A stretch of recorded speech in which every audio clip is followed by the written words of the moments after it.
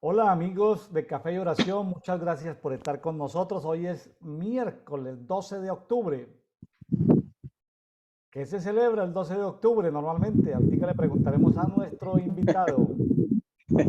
Eh, Ay, el Dios día de mío. hoy continuamos en el conversatorio de Edicto.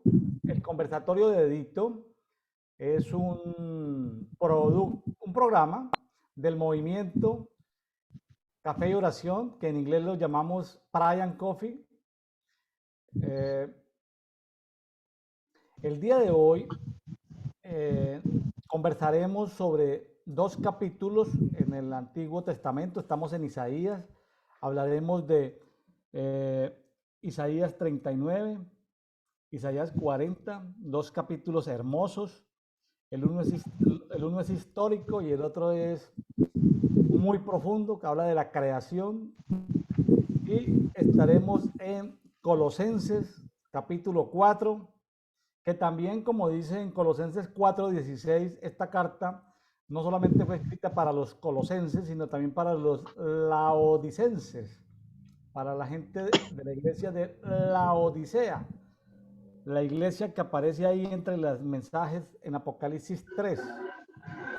Bueno, el día de hoy tenemos ya no invitado, pues invitado le decimos, pero ya hace parte del staff semanal de Brian Coffee, el doctor colombiano desde Cartagena, Colombia, pastor y profeta Ismael Díaz. Bienvenido, Ismael. Hoy 12 Pa- de octubre. Pastor Ingeniero William. ¿Qué cuenta, hermano? Pues no, bendecido. La verdad es que se ha vuelto una costumbre, una disciplina estar revisando. Yo paralelamente estoy en otro método, creo que comentaba en alguna ocasión, en otro método de lectura en un año. En ese otro método apenas entramos en el Nuevo Testamento. Entonces es un método cronológico y entramos en el Nuevo Testamento ayer. Así que estamos buscando finalizar el año. Muy bien. Sí, ya estamos en la recta final. Ya estamos a 20, 30, como a 80 días aproximadamente de Sí. terminar este año. Bueno, vámonos entonces, Ismael, con Isaías 39. Yo estoy aquí degustando un café con una taza que me regalaron, me trajeron de California, una taza de San Diego. Vea, pues. San Diego, California. Vamos, suba la taza a ver otra vez porque yo lo tengo en minimizado. ¿Qué, San qué Diego. alcanza a decir? Dice San Diego. Sí, San Diego, y hay esto, Dolphin, Sun, Hotel, Orca, Kai, Palm Tree Hace Beach. muchos años yo leía selecciones del Reader Digest y salió un artículo que decía, en San Diego brilla el sol. Entonces, San Diego parece que es zona de playa, nunca he estado por allá. Correcto, California. Algún día, si Dios no lo permite, una ex compañera de trabajo que viajó por allá se acordó de mí y me trajo de San Diego, California, una taza.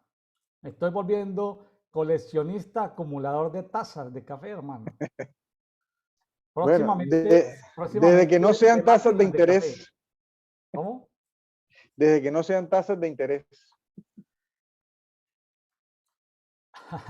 Está usted jugando con el término, ¿no? Estamos hablando de taza con Z, taza de café, como hablan los Así es. hispánicos.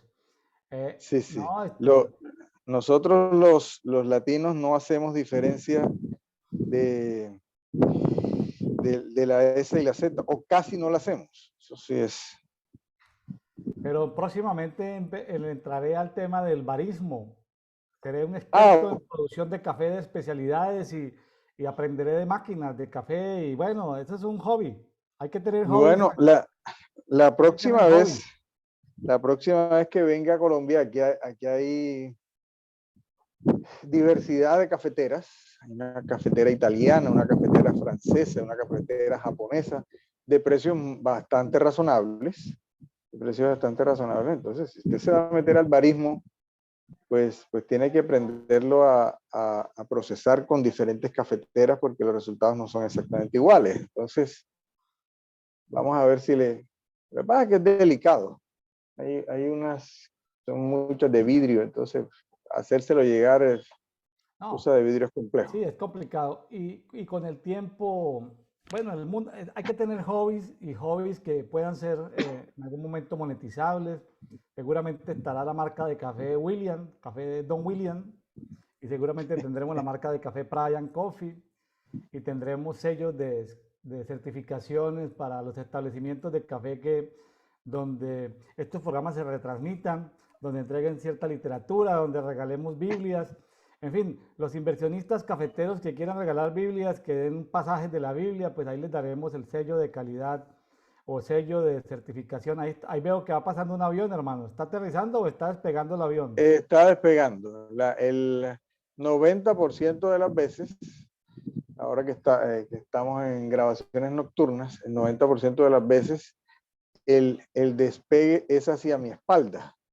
Un 10%, yo vivo cerca del aeropuerto, pero afortunadamente la construcción, la arquitectura, me guarda del ruido. Entonces, por asunto de vientos, el 90% de veces sale hacia mi espalda, el 10% de veces aterrizan o despegan de manera contraria. Entonces, yo estoy aquí paralelo a la pista del aeropuerto, bien Muy cerca. bien. Bueno, Imael, pues gracias por compartir en este conversatorio de Edito. Vámonos con Isaías 39. Sí, señor, empezamos. Sí, En aquel tiempo, Merodac Baladán, hijo de Baladán, rey de Babilonia, envió cartas y regalos a Ezequías al saber que había estado enfermo y se había restablecido. Mi referencia dice que era un rey babilonio que se mantenía en constante rebelión contra los asirios cuando la preponderancia de estos se hizo fuerte en tiempos de Tiglat-Pileser III. Al asumir el trono asirio Sargón II en el año 721 a.C., Merodac se rebeló de nuevo, pero fue sometido por el rey asirio y volvió a rebelarse cuando Sennacherib ascendió al trono alrededor del año 703. Trató de conseguir una alianza con Ezequías, rey de Judá. Vea pues, bien llamativo esto, porque hasta donde habíamos visto y revisado conmigo, generalmente quienes empezaban la búsqueda de la alianza era ya sea Samaria o ya sea Judá. Pero aquí un rey babilonio trató de buscar una alianza con un reino de Israel. Y dice, no consta que Ezequías accediera, pero mostró a los embajadores caldeos toda la casa de sus tesoros. Eso lo vamos a ver más adelante. Entonces, habían varias potencias. Estaba Asiria, que era una potencia muy grande. Estaba Babilonia, que era una potencia en ascenso. Estaba Egipto y también estaba Siria. Entonces aquí hay una reunión entre los babilonios y un rey judío. Entonces, envió cartas y regalos a Ezequías a saber que había estado enfermo y que se había restablecido. Podemos recordar que inclusive había sido, se le había restablecido la vida milagrosamente y le había presentado una señal. Era un rey que había sido, dentro de todos los reyes, un rey pues, bastante bueno y que había sido restablecido primero de un sitio y después de una enfermedad mortal. Entonces, el rey de Babilonia aparece en escena. Versículo 2, y se alegró Ezequías con ellos y le mostró la tesorería, la plata y el oro, las especies, los ungüentos aromáticos, toda su casa de armas, todo lo que se encontraba entre sus tesoros. No hubo nada en su casa ni en su reino que Ezequías no le mostrara. Me llamó la atención eso que no hubo nada que no le mostrara. O sea, me pregunto yo, porque no hay referencias, ¿será que también le mostraría el templo, lo llevaría dentro del templo, a los atrios, lo introduciría en el lugar santo? Una pregunta que me hago. Yo me hago Y otra pregunta. dígame. ¿Fue correcto o incorrecto mostrar absolutamente todo lo que tenía? ¿Fue correcto o incorrecto? ¿O lo dejamos para contestarlo más adelante? La contestación viene en los próximos versículos. La contestación viene inmediatamente. ¿Pero por deducción o tiene total claridad? Total claridad. Aparece claramente. Bueno. Quería recordar que no está directamente relacionado, pero en el sitio de Jerusalén en el año 70 después de Cristo, Tito, que después se convirtió en emperador, arrasó con Jerusalén, se llevó los tesoros y dice que de su parte del botín, Tito hizo construir el Coliseo de Roma. De su parte, no le quitó a todos los demás, de su parte del botín. Imagínese la cantidad de tesoros que había en el templo en ese momento. ¿Se acuerda el episodio aquel de los cambistas que el Señor volteó las mesas y dijo, se han hecho de mi casa, la casa de mi padre, una cueva de ladrones? Era un asunto que había riquezas de parte de la construcción de Herodes el Grande, y había riquezas en físico, en dinero. Entonces, pues aquí este hombre le muestra todos los tesoros a los babilónicos y veamos qué responde. Versículo 3. Entonces el profeta Isaías fue el rey Ezequías y le preguntó, ¿qué ha dicho esa gente? ¿De dónde vienen y de dónde vienen a visitarte? Estoy leyendo la Biblia textual, cuarta edición. Ezequías respondió, de una tierra lejana han venido a visitarme de Babilonia. Y le preguntó, ¿qué han visto de tu casa? Y dijo Ezequías, han visto todo cuanto hay en mi casa y no hay nada de mis tesoros que no les haya mostrado. Y dijo Isaías, Ezequías, escucha la palabra de Jehová. He aquí vienen días en que todo lo que hay en tu casa, cuanto atesoran tus padres hasta hoy, será llevado a Babilonia y no quedará nada. Y de entre tus hijos, a quienes habrás engendrado serán eunucos en el palacio del rey de Babilonia. Entonces Ezequías dijo a Isaías, la palabra de Jehová que has hablado es buena, pues pensó, al menos habrá paz y seguridad en mi tierra. Es un capítulo bien corto y ahí creo que está la respuesta, bien clara y evidente.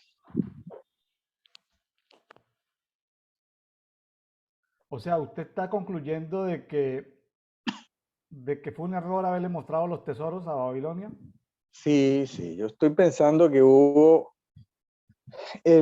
ese rey era un rey justo, correcto, que temía al Señor, que le fue muy bien. Creo que en uno de los capítulos anteriores menciona que le fue después de pasar su momento terrible, le fue muy bien y parece que se dejó llevar por el orgullo, la soberbia, mostrar todas las cosas a los extranjeros. Entonces, eso, de todos modos, Judá y Samaria tenían momentos buenos, momentos regulares, muchos momentos malos, era como un electrocardiograma, y inclusive en estos momentos de reyes buenos aparecían cosas malas y no era prudente. O sea, usted estaba Jerusalén quedaba como un sándwich en medio de Egipto y al sur, y Babilonia y Asiria al norte, y tenía al lado a Siria. Y el vecino del norte de Samaria tampoco eran tres cosas buenas. Entonces, estar con estas demostraciones no era prudente geopolíticamente, y no era prudente delante del Señor. Ponerse a mostrar a los extranjeros tanta riqueza. Se la planteo de nuevo desde otro ángulo. Vamos a suponer que Ezequías no le muestra nada a estos diplomáticos babilonios, no les muestra nada. Como, ¿sí? De todas maneras ya estaba profetizado que Judá iba a ser llevado por Babilonia y que se iban a llevar todo, iban a destruir todo. Entonces, igual iba a suceder, así no le hubiera mostrado nada a los babilonios. ¿No le parece? Sí, es posible, pero lo que me llama la atención es la respuesta inmediata de Isaías al relato de lo que estaba haciendo Ezequías. Si recordamos en otros pasajes, Isaías a veces utilizaba como un zoom, acercaba y alejaba, hablaba de cosas a largo tiempo, pero aquí respondió inmediatamente. Aquí respondió inmediatamente que eso iba a pasar y que esa era una de las razones por las que lo que el Señor le estaba diciendo iba a pasar. O sea, por el orgullo, por mostrar, por soberbia, por estar mostrando todo lo que se tiene. Entonces Bueno, dejémoslo ahí. ¿Usted tiene otra opinión? No. En el último versículo, Ezequiel le dijo a Isaías, el mensaje que me trajiste de parte del Señor es bueno. ¿Por qué Ezequías lo tomó como bueno? Sí. Las respuestas en muchos casos desde el punto de vista geopolítico generalmente pasaban inmediatamente. Entonces dice, por lo menos voy a tener una vida tranquila. Ya yo pasé un asedio terrible, y estas cosas terribles no van a pasar en mi reinado. Yo tengo aquí una referencia que habla de Ezequías. Esto creo que no se menciona en la Biblia. Dice, reformador religioso, venció a los filisteos y a los asirios. ¿Ves? No había tanta correlación con el asunto de los filisteos. Fortificó Jerusalén y formó alianza con los reyes de Egipto y Etiopía. Entonces, sí, él confiaba en el Señor, pero aún así le metía diplomacia con Egipto y Etiopía. Egipto era una de las potencias de la época, Etiopía quedaba más lejos. Entonces, sí, ponía la confianza en el Señor, pero también ponía la confianza en otros aspectos. Entonces, Bueno, no yo deja de ser complejo. le aporto un elemento adicional. Esta historia está descrita en el segundo libro de Reyes, capítulo 20, del 12 al 19. Simplemente lo citamos para que los amigos que están estudiando la palabra lo puedan tomar. Segunda de Reyes 20, del 12 al 19. Está prácticamente narrado de la misma manera, pero quiero simplemente añadir los dos últimos versículos de Segunda de Reyes 20, que dice que no lo va a leer por cuestión de tiempo, simplemente dice que Ezequías después de esto construyó el estanque y el acueducto para llevar agua a la ciudad. Ezequías supo que tenía tiempo y que iba a tener paz mientras él viviera, pero Isaías ya había sufrido asedios, Ezequías había sufrido asedios, y Ezequías, sabiendo lo que le venía, que el pueblo de todas maneras iba a ser llevado cautivo a Babilonia algún día, aunque en ese momento era Siria el que tenía el gobierno, fíjese que él hizo obras de ingeniería hidráulica que permitían tomar agua de afuera de Jerusalén para que en el siguiente asedio, cuando vinieran los futuros asedios donde iban a estar, él no sabía porque sabemos que después de él vinieron varios reyes, creo que hasta el bisnieto Josías hizo reformas todavía, pero ni siquiera las reformas de su bisnieto Josías pudieron detener la justicia de Dios.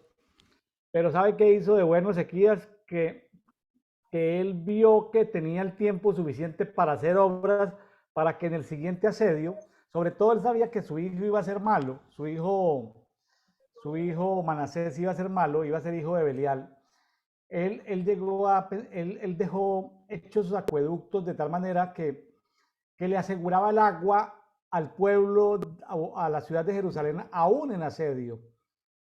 Entonces, esto como para complementar las obras hidráulicas que hizo nuestro amigo Rey Ezequías, ¿no? Sí, sí. Porque Sí, a es veces que los enemigos, inclusive mencionan el estanque de Siloé que tiene que ver con eso. O sea, correcto. es una ingeniería que quedó por varios siglos, hasta el tiempo del Señor. Entonces son aguas subterráneas que él logró en algún momento perforar. Las aguas subterráneas buscan salir, pero él las condujo a través de túneles debajo de la ciudad y pudo tener agua suficiente en la ciudad. Este pasaje ha sido usado en predicaciones proféticas y apostólicas, ha sido usado como poder llevar el agua hasta el interior, ¿no? Y bueno, de Sí, Siloé, pues de eso hay mil predicaciones, ¿no? Del estanque Siloé, lo que sucedió allá. Interesante saber esto, ¿no? Porque a veces una simple lectura de la Biblia sin tener el contexto histórico, pues a veces como que le faltan piezas, ¿sí? Porque ni siquiera nosotros leyendo en varias versiones logramos identificar por qué él dijo que el mensaje era bueno, que tenía tiempo para hacer unas obras hidráulicas. Uno no sabe el contexto de lo que él estaba pensando, ¿sí? sí, y hay que recordar, pues, ya que estamos hablando de esto, él sufrió el sitio por parte de los asirios, por parte de Sennacherib, aquel que dice que en una noche hubo 180.000 muertes, que, que aparece en un cilindro encontrado. No menciona exactamente ni lo dice como está en la Biblia, pero, pero hasta cierto punto él había logrado una fama porque el ejército asirio era muy poderoso. Entonces,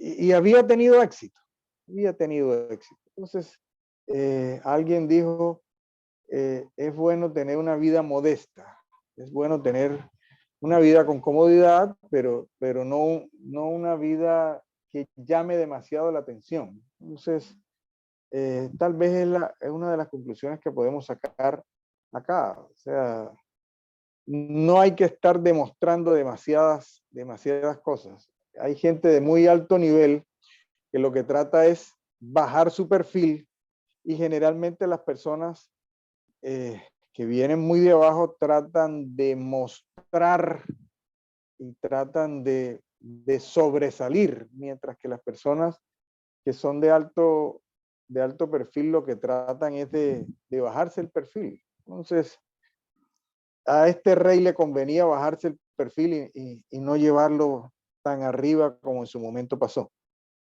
Sí, él tenía ya la fama la gente de su alrededor, pues no sabía si fuera el ángel de Jehová o había sido Ezequías, es decir, no sabían esa victoria que tuvo Ezequías sobre el rey de Asiria. Entonces, En una noche. ¿cómo le parece? Ismael, pero sabe que en términos prácticos, ya para pasar al siguiente capítulo, Isaías 40, sabe que hay un protocolo de seguridad que se le enseña normalmente a la gente rica, y dentro de los protocolos de seguridad que se les enseña, eh, y eso está documentado, es no invitar gente pobre a su casa. Es un mal procedimiento invitar gente pobre a la casa. Cuando se es rico, hay un protocolo no invitar pobres, así sean familiares o amigos, por tema de seguridad, porque de ahí vienen una correlación entre los secuestros, entre los robos, porque el familiar o amigo pobre termina envidiando y puede llegar a... Y hay estudios de eso. La gente va a decir, estás exagerando, William. Bueno, yo trabajé en una multinacional 15 años y alcancé a llegar a un nivel donde me decían, no, por favor, no nos complique la seguridad, ¿sí?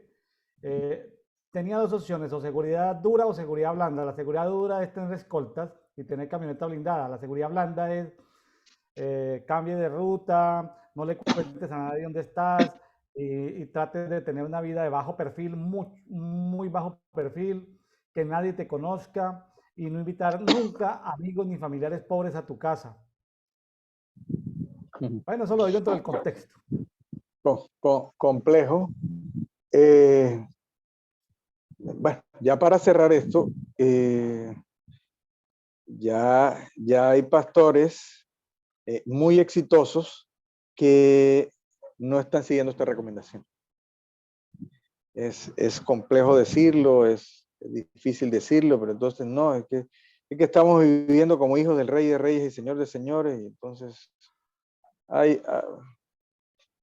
es complicado, es complicado. Está mostrando como Ezequías las riquezas. Sí, sí, sí, tal cual. Bueno, Ismael, vámonos con Isaías Seguimos. 40, hermano, que está largo, pero muy hermoso este. Este es un capítulo, Ismael. ¿Tú has enseñado alguna vez sobre la creación? Sobre la creación, no, me parece un tema muy complejo. Sobre Parece un Génesis 1, tema. ¿has predicado? No, no, no. Ese es un de varios predicadores. Hay gente que predica Génesis 1.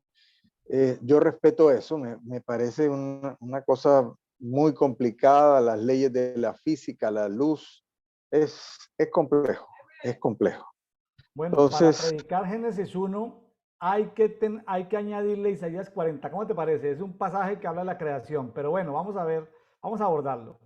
sí, señor.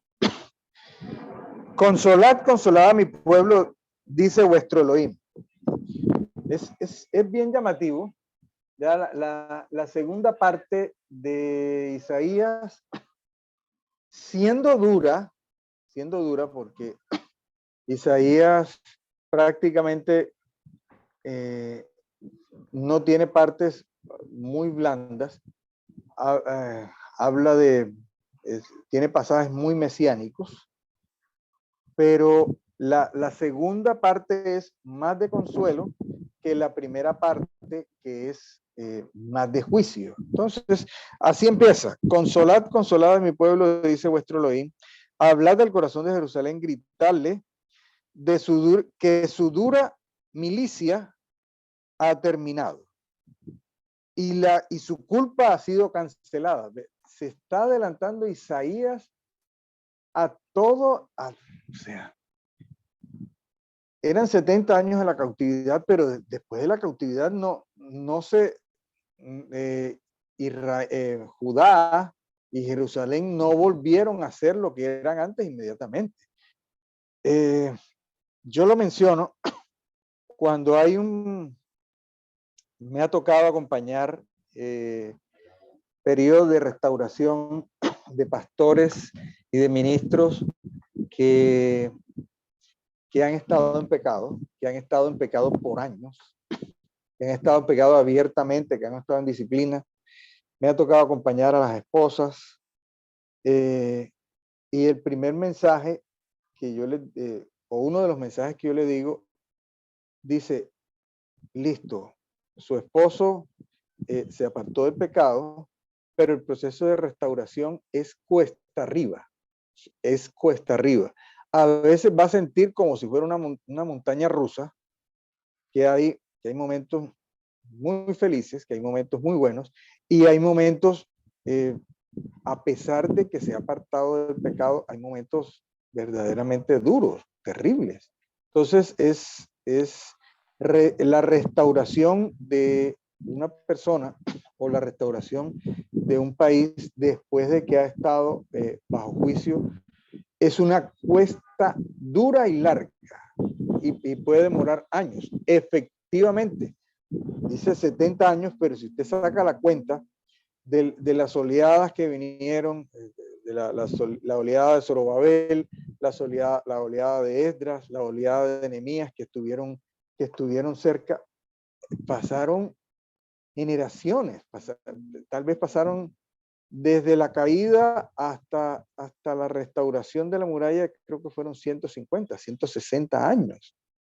Entonces, no es un asunto de listo, me aparté del pecado y ya la semana que viene vienen todas las bendiciones.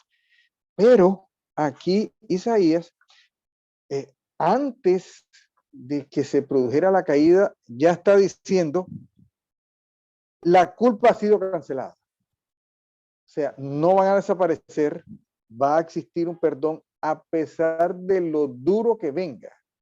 El castigo no se había producido. Entonces, imagínense, otra vez saca Isaías el zoom para ver ya a Jerusalén bajo Esdras y bajo Nehemías. 150, 170, casi 200 años después.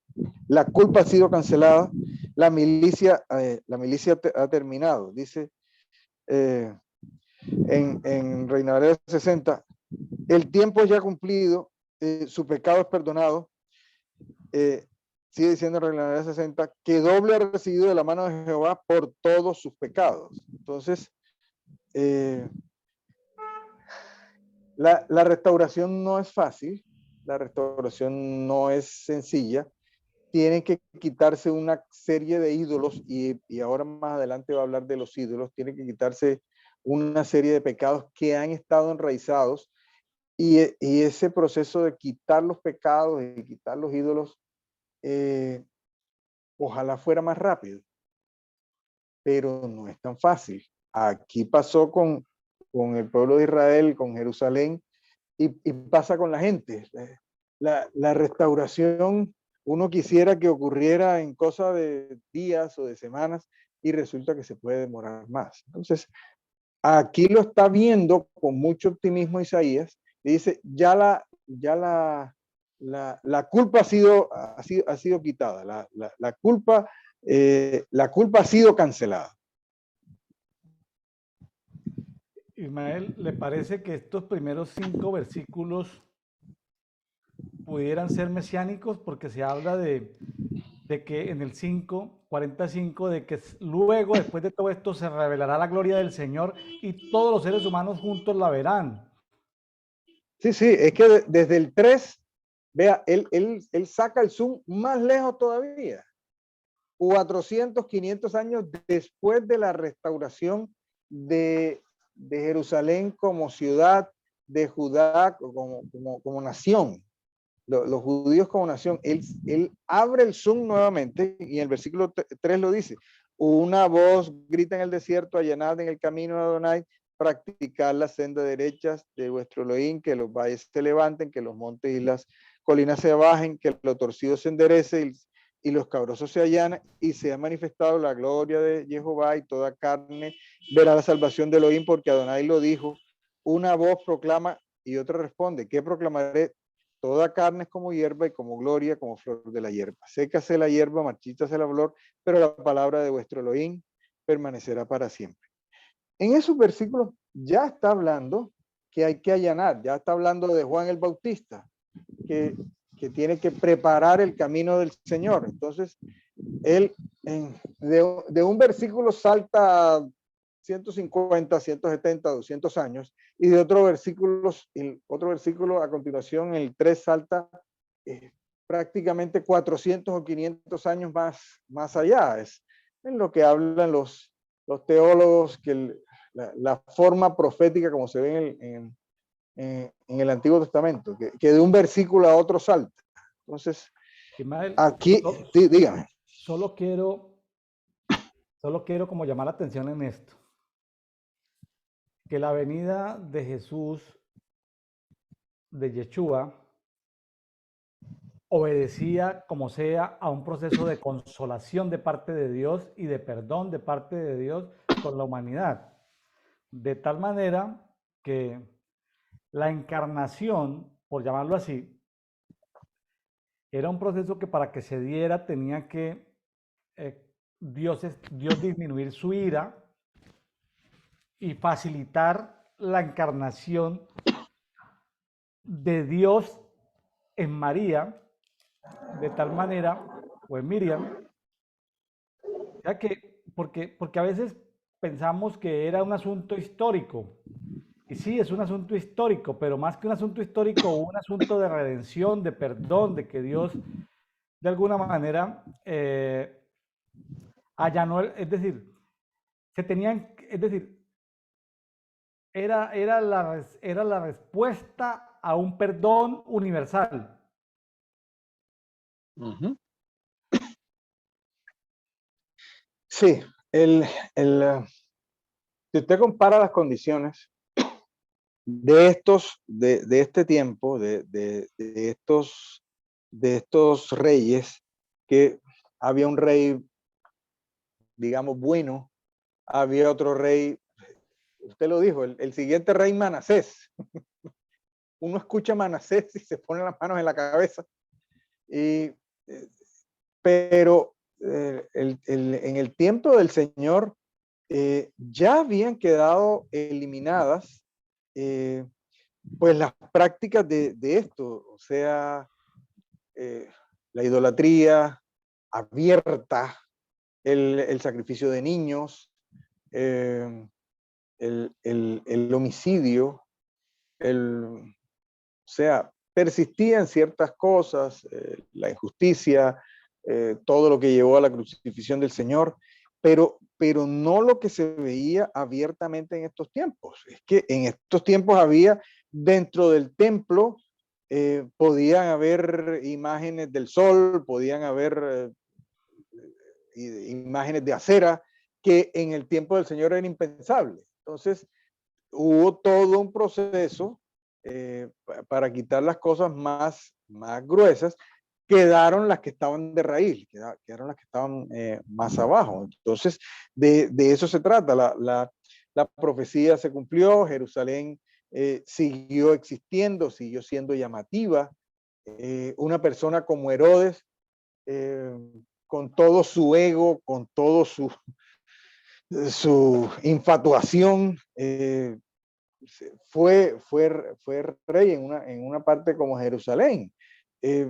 En estos tiempos, después de la toma babilónica, ahí no había nada. Eso era ni las cabras se metían por ahí porque no había nada que hacer. Entonces, aquí hay un cumplimiento. Aquí hay un cumplimiento de la promesa. Eh, Isaías lo tiene muy claro. Volvemos al asunto del Zoom. Te lo estoy diciendo. Hoy, Ezequías, tú tuviste un problema, pero no va a ser dentro de tu reinado. Y entonces saco el Zoom y lo meto a 170 años, saco el Zoom y lo meto a 400 años, a 500 años. Entonces, el Señor trae consolación y Él cumple sus promesas tal como lo estamos viendo. Muy bien. Bueno, seguimos.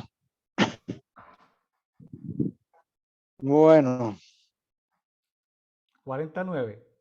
49. Súbete a un monte alto, oh Sión, anunciadora de buenas noticias. Alza fuerte tu voz, oh Jerusalén. El evangelio es buenas noticias. Anunciadora de buenas noticias, alza la anatema, di a la ciudad de Judá, aquí está vuestro Elohim. Mirad, Adonai viene con poder y su brazo manda. He aquí su galardón con él y su recompensa lo precede. Apacentará su grey como pastor, recogerá a los corderitos en sus brazos, los llevará en su regazo y sustentará a las recién paridas. Él se presenta como pastor y así lo dijo el Señor.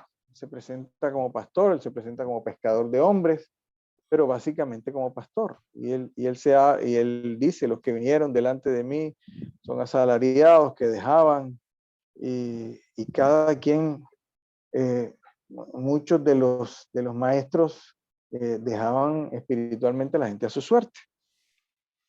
Bueno, y aquí cambia inmediatamente de tema. En el versículo 12.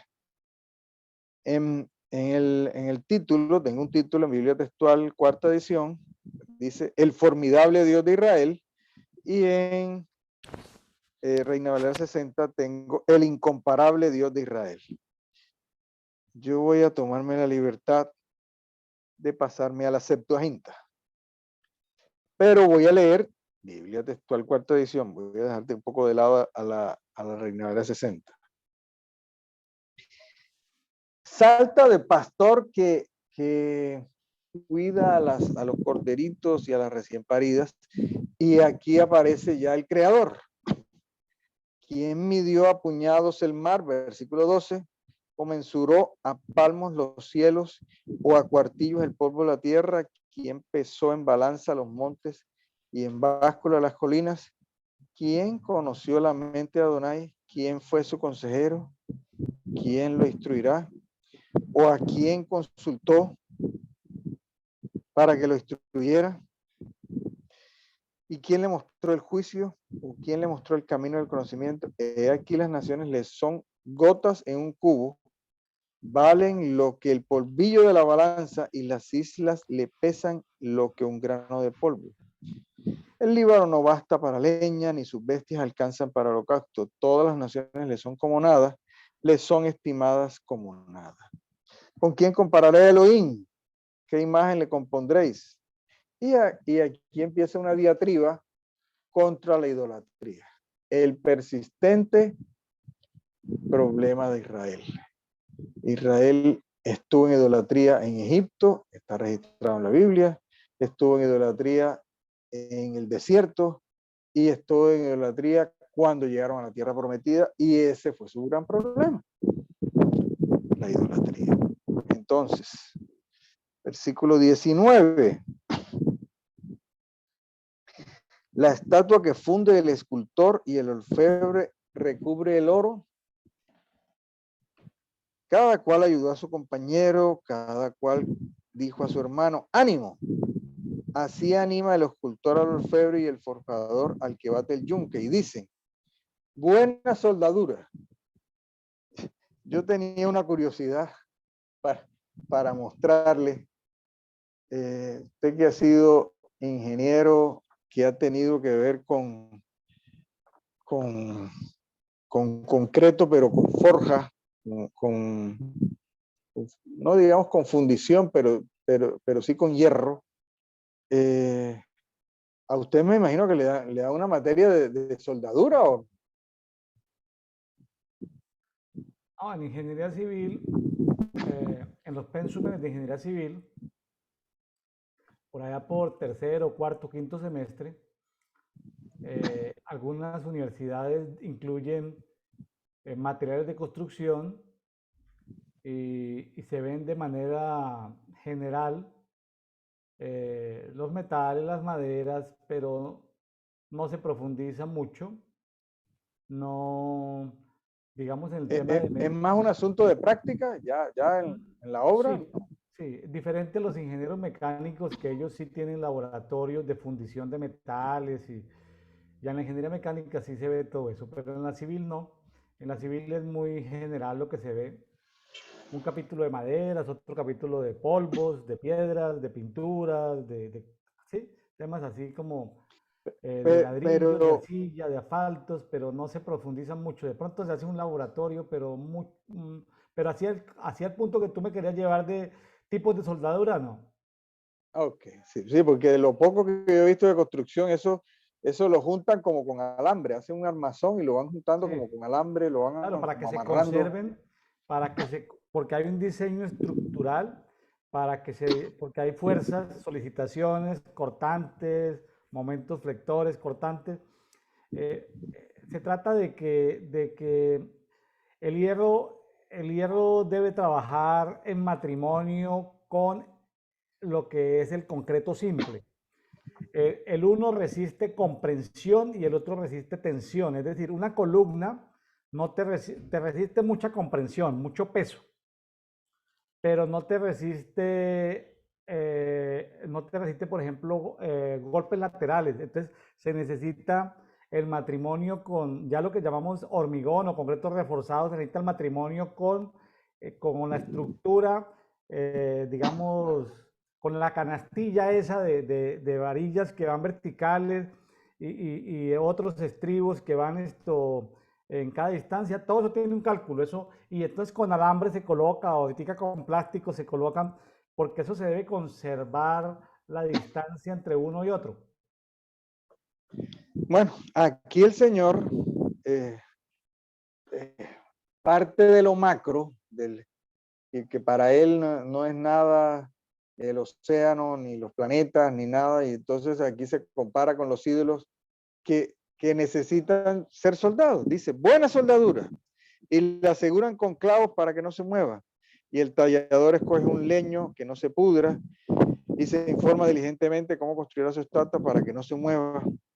No sabéis ni habéis oído, no lo anunciaron de antemano, no lo habéis entendido desde la fundación del mundo, el que se sienta sobre el círculo de la tierra. Mira, el contraste que hace, vea, aquí esto hay que soldarlo, clavarlo, ajustarlo, que no se pudra. Y ahí dice, el Señor se sienta sobre el círculo de la tierra, cuyos habitantes son como langostas, que extendió los cielos como un velo y los desplegó como tienda para habitar, que reduce los príncipes a nada y convierte en vanidad a los jueces de la tierra. Apenas plantados, apenas sembrados, apenas arraigados en la tierra, sopla sobre ellos y se agostan, y el vendaval los arrebata como paja. ¿A quién me compararéis?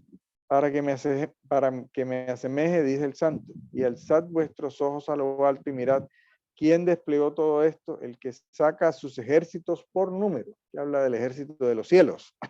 Correcto. Y cada uno convoca por su nombre y por la grandeza de su gloria y fortaleza de su poder. Ninguno deja de presentarse. ¿Por qué hablas, oh Jacob, y dice Israel, mi camino está oculto a Jehová, y mi Elohim ignora mi causa? ¿Acaso no lo sabes ni lo has oído? Jehová es Elohim eterno, creador de los confines de la tierra, no se cansa ni se fatiga, y su inteligencia es insondable. Y aquí sí aparece un versículo muy popular en las prédicas. 29. Él fortalece al cansado, acrecienta el vigor al que no lo tiene, y aún los muchachos se fatigan y se cansan, los jóvenes tropiezan y vacilan, pero los que esperan en Jehová tienen nuevas fuerzas, remontan vuelo como las águilas, corren y no se fatigan, andan y no se cansan. Es una comparación desproporcionada, ¿no?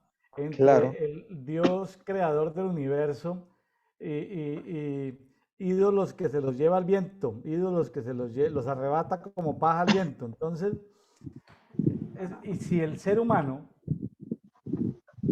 pusiera al Dios creador del universo versus esa cantidad de pequeños dioses, pequeños seres espirituales que mediante el engaño tienen dominadas ciertas naciones o ciertos habitantes de la tierra, si el ser humano comparara, simplemente abriera los ojos y comparara al mundo espiritual, se daría cuenta que esos ídolos, esos dioses, son como la paja, son como el barro, son algo inestable. O sea, solo por solo con un gramo de inteligencia espiritual lograrían discernir cuál es el Dios verdadero. Pero la tendencia de Israel y de los seres humanos en general fue esa, ha sido esa. O sea, tienen un poder de seducción. Hay un versículo que dice, no sea que te pongas a levantar los ojos a los cielos y seas seducido. Hay un poder de seducción como el de la serpiente en el huerto. Hay algo que te llama. Hay un poder que tiene la luna y el sol. Hay un poder que tiene el ejército de los cielos. Y su poder está en eso, en seducir, en llamar. La tercera tentación del Señor. Aquí están todos estos reinos, todo esto te daré si postrado me adoras. Entonces, parece que fuera sencillo, parece que fuera fácil. El camino del Señor es complejo, él mismo lo dice, que es angosto. El camino de la idolatría siempre parece que fuera más fácil, siempre parece que fuera un atajo. Entonces, Ismael, ¿usted sabe jugar ajedrez? sé mover las fichas, decía un amigo mío. Bueno, ¿Usted ha visto por televisión o le han contado que hay jugadores de ajedrez que juegan partidas en simultáneas al mismo tiempo? Claro, claro, claro.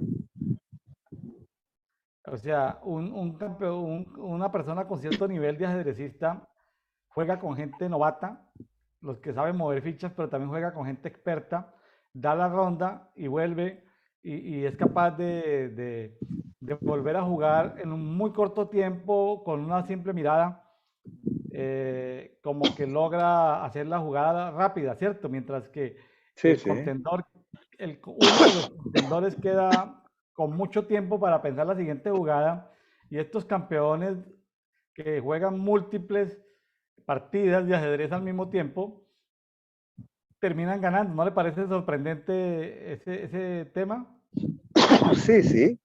Alguna vez pusieron a una campeona, creo que era Judith Polgar, no sé si era húngara, y, y la ponían con partidas de ajedrez, lo ponían con partidas de ajedrez, de pronto le mostraban una, una lámina con partidas de ajedrez y cuando había problemas, cuando tenía ella problemas, cuando las piezas estaban dispuestas al azar, cuando las piezas, hay veces que hay partidas donde parece que las piezas están puestas al azar, pero no, son consecuencias de una serie de movimientos. Pero ella era capaz de reconocer los patrones de las piezas de prácticamente cualquier partida, pero cuando eran puestas al azar, de una vez se confundía. Ahí hay Bueno, un efecto para revisar. bueno.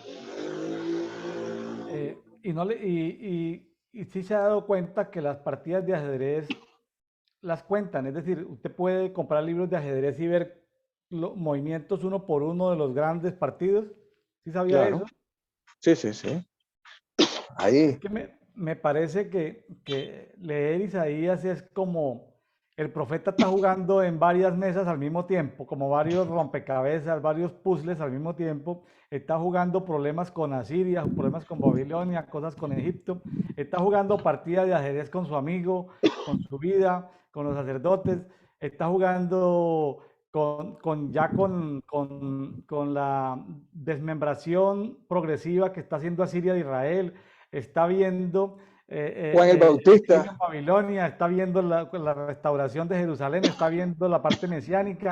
Isaías está jugando muchas partidas. Lo que pasa es que el que lo escribió sea Isaías o discípulos de Isaías, luego cogieron todas esas, cogieron esas hojas de esas planillas y nos las revolvieron. Y madre, entonces va uno saltando y está uno, es decir, ni siquiera podemos, porque aún un capítulo es sumatoria de varias narraciones. Y si usted ve el 40, arranca con consolación y termina con consolación. Es un sándwich. Entonces, hay un regaño en la mitad, te habla de la creación, hay un regaño en contra de la idolatría, pero termina en consolación. Entonces, no sé cómo le dicen en la ensalada de frutas, acá le dicen tutti frutti, pero sí es como un sándwich. Arranca de una forma y termina de la misma forma el capítulo. Entonces, queda uno así como que... Son capítulos que definitivamente en lectura bíblica en un año se pueden entender hasta cierto nivel, pero para poderlos discernir en el espíritu se necesita procesarlo más y más y más y más y meditarlo. Entonces, para los que dicen que no, que un año es mucho tiempo, que porque esos 2 o 3 capítulos diarios, eso, que le suelten 20 capítulos, pero estos capítulos son difíciles porque hay que masticarlos, entre comillas, ¿no? Es que Hay que revise el meditarlos. 26. Revise el ¿Cómo? 26. Revise el versículo 26. Quiero detenerme ahí. Versículo 26. Alzad vuestros ojos a los altos y mirad. ¿Quién desplegó todo esto? Está hablando del ejército de los cielos. El que saca sus ejércitos por número. Ahí lo confirma. Y a cada uno convoca por su nombre. Vea. El ejército de los cielos le obedece al Señor cada quien de su propia manera. Entonces, ha metido el zoom en el tiempo y en el espacio. Habla del clavo que tiene que poner para que el ídolo no se caiga. Habla de la soldadura, pero habla del ejército de los cielos, que él lo convoca a todos por su nombre. Entonces él se mueve en el tiempo, pero se mueve también en el espacio. Se Es como mueve si, es como si el la jugador creación. es como si el jugador de ajedrez hiciera una ronda en el primer piso, pero se sube al segundo piso, pero se sube Sí, al sí. tercer piso, pero se sube al cuarto piso, pero se sube al quinto piso, porque va desde lo micro a lo macro.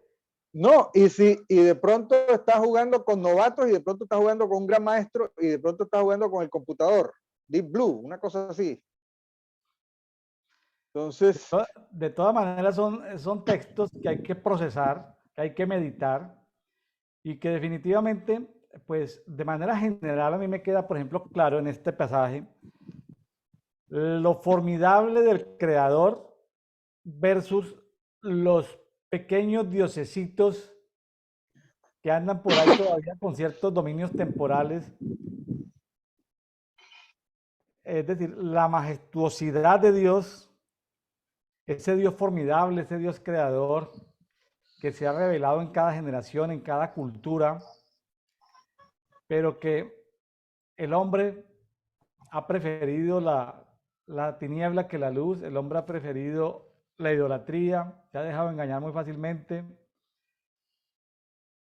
La historia del hombre es la historia de la rebelión del hombre contra Dios. así es. Y la historia del, del sentirse muy inteligente al creer que no necesita un creador. Vemos tantos fenómenos inexplicables todavía y, y muchos de los científicos todavía están convencidos esto es producto del azar. O sea, las leyes de la física, el ordenamiento tan preciso que hay, la capacidad que tenemos de predecirlo. ¿No? Esto fue producto del azar, de una explosión, y de la explosión salió la vida y salieron las leyes de la física. No, Y nos ufanamos que no necesitamos un creador, que eso es una cuestión de viejitos, de viejitas, de historietas y que somos muy inteligentes para creer que necesitamos un creador. En esas estamos. bueno, Ismael, pues muy bien. Este pasaje para mí fue muy enriquecedor. El pasaje de la creación, que es un tema que yo lo he enseñado. Lo he enseñado desde Génesis, utilizando Job, utilizando Proverbios, pero no lo he enseñado nunca utilizando Isaías 40. Mi próxima enseñanza de la creación incluirá citas del Isaías 40. Bueno, si le parece bien, mi estimado Ismael, nos vamos para Colosenses capítulo 4, que Sí, es la señor. iglesia de Colosenses, de Colosas, pero que también al final, también en este capítulo 4, en el versículo 16, Pablo pide que esa carta no solamente sea leída en Colosas, sino también en la Odisea. O sea, esta carta pudiera llamarse, sin abuso, carta del apóstol Pablo, Silvano y Timoteo, no, perdón, carta del apóstol Pablo, por ahora dejémoslo así, a Colosenses y la Odicenses.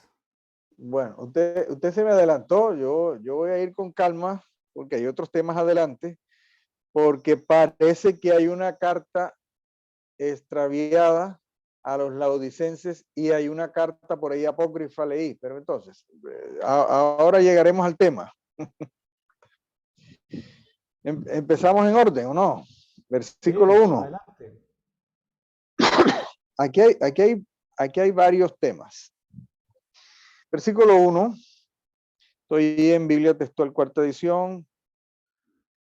Dice, señores, dad a los esclavos lo justo y lo equitativo, sabiendo que también vosotros tenéis un Señor en el cielo.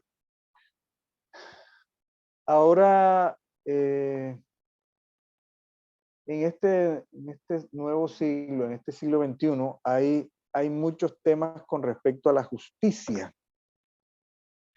Y entonces, nosotros que somos latinoamericanos, hay una gente que tiene el discurso, que vinieron unos conquistadores y se llevaron el oro y, y eso era un imperio terrible y entonces sacan a los pueblos indígenas y destruyen y toda la cosa. Lo que no recuerdan es que aquí antes de Colón habían imperios. El imperio maya no se produjo diplomáticamente, se produjo por conquistas y conquistas muy violentas, lo mismo que el imperio azteca. Y ellos tenían esclavos y tenían súbditos y pueblos subyugados. Lo que me llama la atención es que en una buena parte de los evangelios, inclusive, habla de la esclavitud y no habla, casi no habla en contra de la esclavitud, como dicen los muchachos ahora, como tal. Vea lo que dice. Dad a los esclavos lo justo y equitativo. Es justa y equitativa la esclavitud. Había esclavitud en el tiempo del Señor y la esclavitud desapareció en tiempo reciente. Entonces, y Pablo muchas veces se llama a sí mismo esclavo del Señor, dulos. Entonces, son temas complicados, pero aquí dice, al esclavo no lo trates mal, dad lo justo y equitativo. Dice, los amos, lo justo y la igualdad a los siervos tribuid, dice la Septuaginta. La Biblia de las Américas dice, amos, tratad con justicia y equidad de vuestro cierto saber, sabiendo que vosotros también tenéis un Señor en el cielo. Habla de justicia y habla de equidad. Tema Ismael, complicado. póngale cuidado. Es claro, vea. ¿Cómo lo veo yo? Desde mi punto de vista.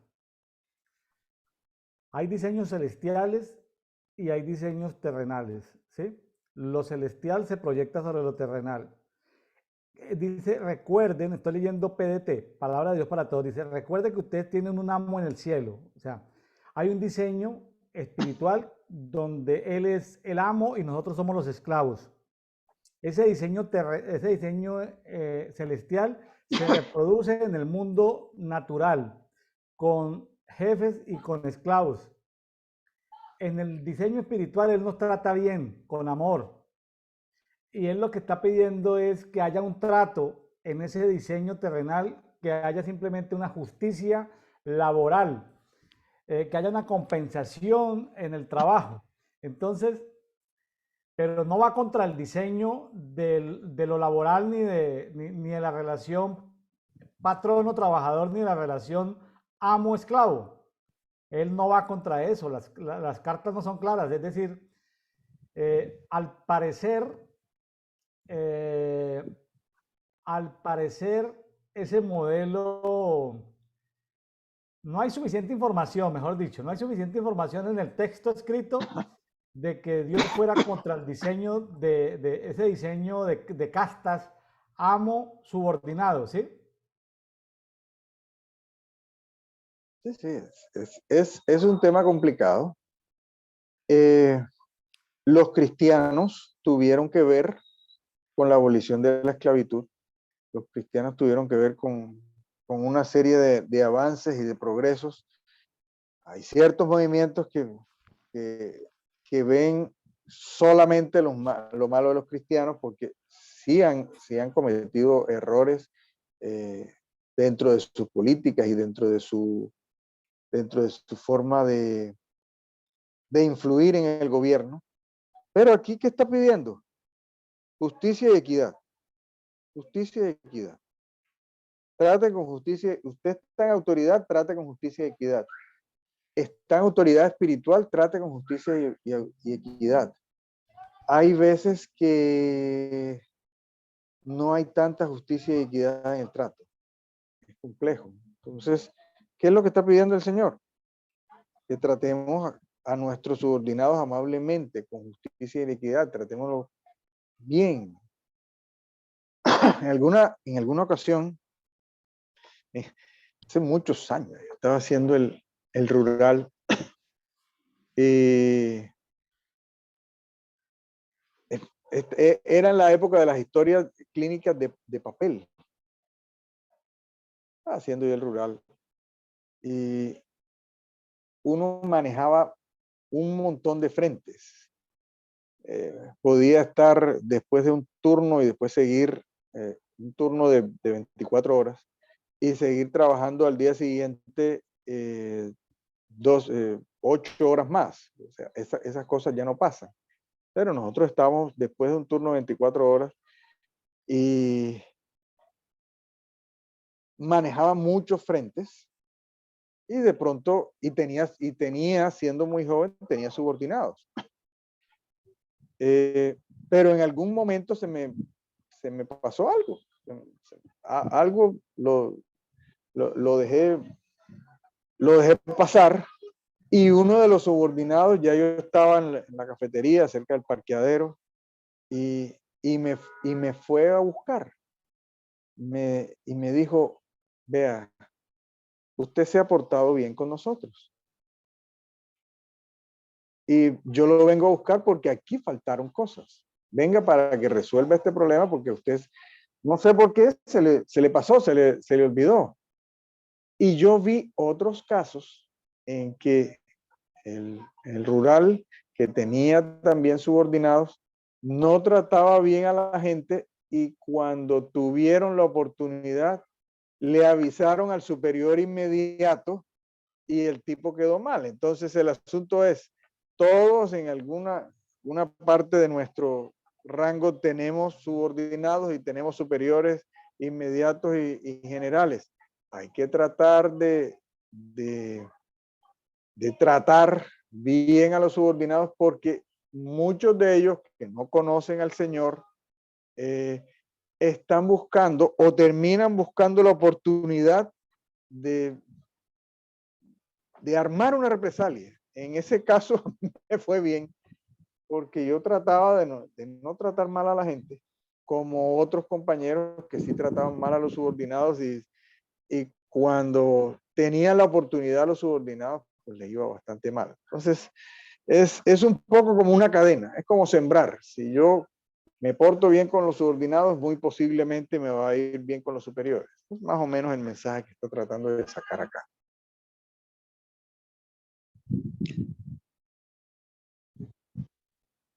Seguimos. Versículo 2.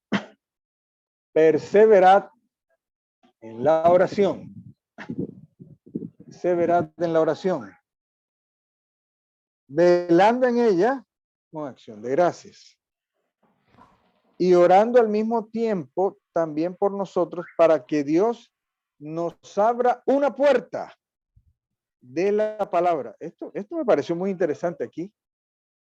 Que Dios abra una puerta de la palabra. En Biblia de las Américas dice, nos abra una puerta para la palabra. ¿Vea? Hay puertas espirituales que hay ciertos territorios en que está cerrada la palabra. Esto me parece bien llamativo. Ciertos territorios en los que está cerrada la palabra, entonces hay que orar para que la puerta se abra para la palabra para ese territorio específico. Vea. No sé si usted tiene otra versión o otro comentario por ahí, ¿no? Sí, aquí pues, está bien la aplicación que hace, pero ahí en el 4.3, en la segunda parte dice, oren para que podamos enseñar el plan secreto que Dios ha dado a conocer acerca de Cristo. Es decir, ya profundiza en la segunda parte del 4.3. Recuerde una cosa, Ismael. El misterio del Padre es Yeshua.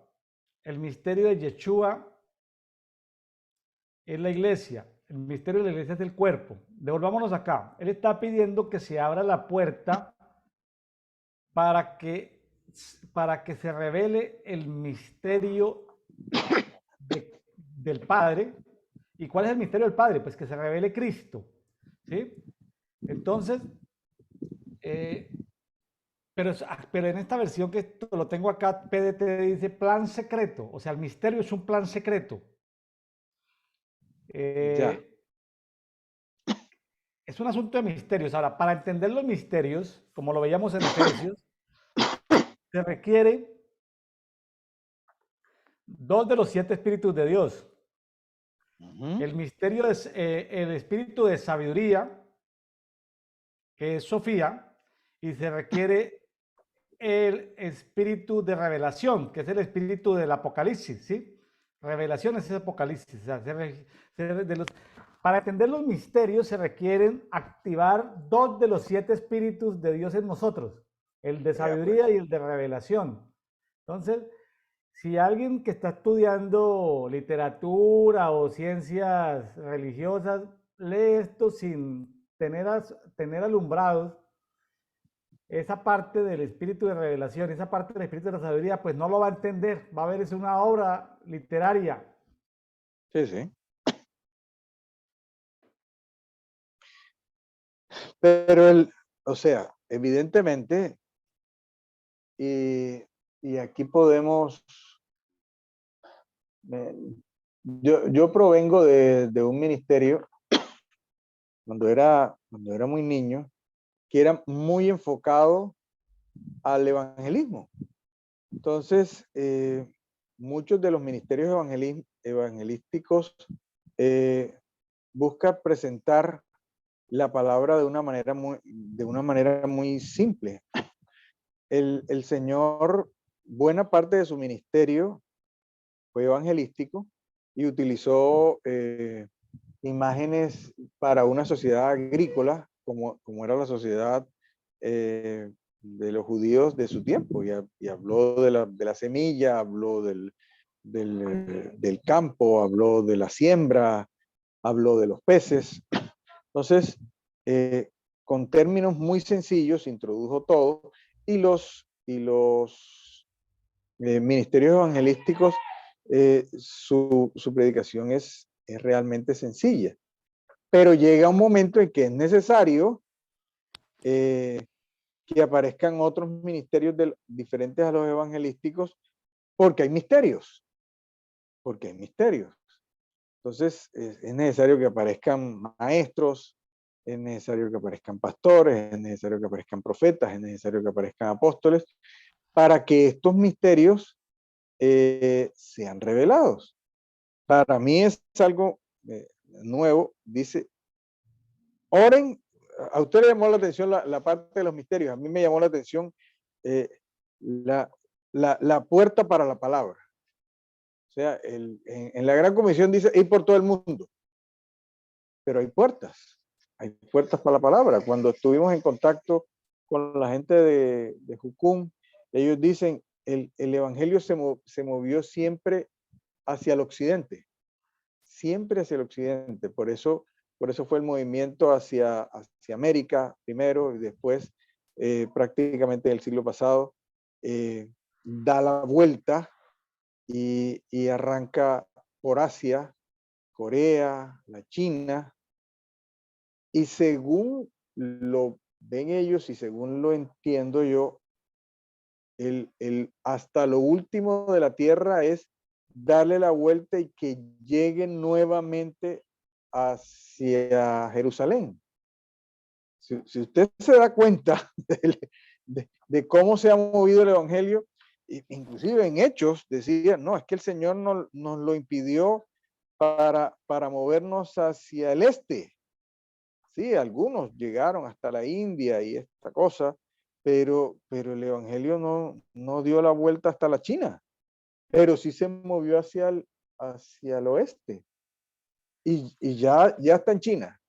Ya hay muchos evangélicos, más de 100 millones en la China, que fue comunista. Hay muchos evangélicos en la India con muchos problemas.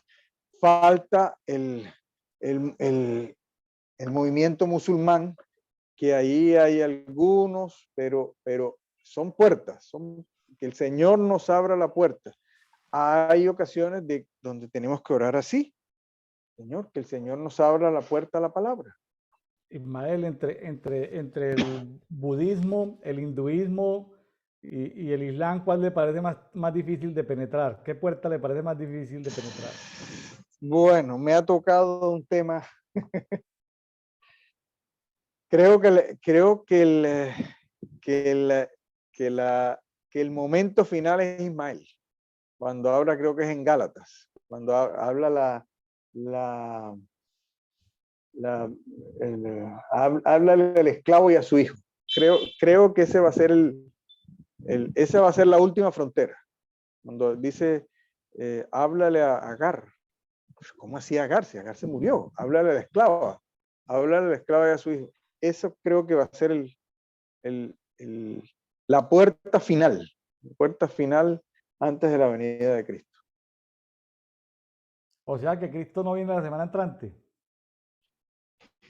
Pues el Señor dijo, será predicado este evangelio del reino en todo el mundo para testimonio a todas las naciones. A mí me decían que el Señor viene ya, pero ¿en qué momento estaba predicándose en la capital de Riyadh, de Arabia Saudita, o en la Meca? Eso no está ocurriendo. Vaya, intente predicar públicamente a ver qué pasa. Le aparece la policía, hay una policía del Estado que tiene que ver, ¿no? ¿Usted está predicando a quién? Vamos a matarlo, pero primero lo torturamos. Pero Tiene, muy bueno que hayas encontrado, Ismael, que la intercesión es parte es parte del proceso evangelístico mundial. Fíjese. sí, sí, sí, O sí. sea que vale la No, pena es que, interceder por las naciones que tienen las puertas cerradas. sí, así es. Así es. Y yo creo que ya ustedes revisaron Gálatas, nos extenderíamos aquí cuando le habla la alegoría y dice, háblale a la esclava, dice, ya no más, es su misión y es para que se pueda predicar el evangelio en los países, son más de 1.100 millones de musulmanes que no se puede predicar abiertamente. El Señor se está manifestando de una manera sobrenatural, pero es que hay una orden de intercesión. Inclusive no creo que sea el momento. Es mi opinión. No, no estoy diciendo que eso sea así, pero no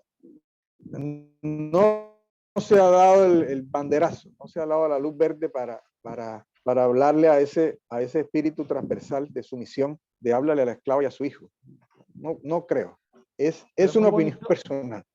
muy bonito el aporte que has hecho de la historia del evangelismo girando hacia el occidente.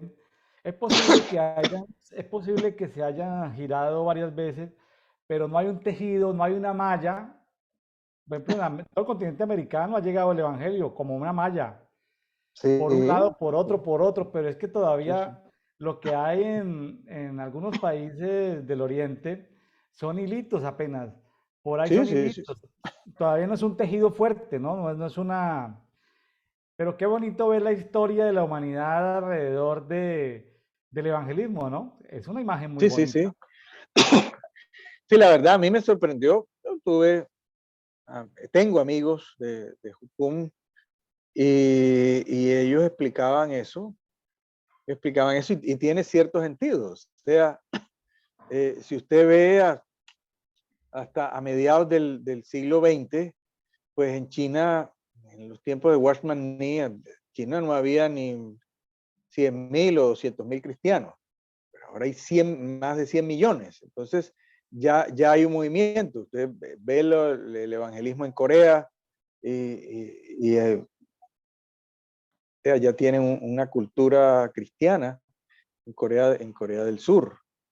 Entonces, ahí se va moviendo, ahí se va moviendo. O sea, lo que pasó con el comunismo y la iglesia ortodoxa, o sea, tenemos todavía la visión de que los evangélicos somos los únicos. O sea, hay una iglesia ortodoxa y hay una iglesia anglicana y el Señor dice que son 7 iglesias. Entonces, me estoy metiendo en temas profundos, pero ellos no, o sea, los de la iglesia ortodoxa no adoran a Mahoma o a Buda buscan el mismo Señor de Abraham, de Isaac y de Jacob.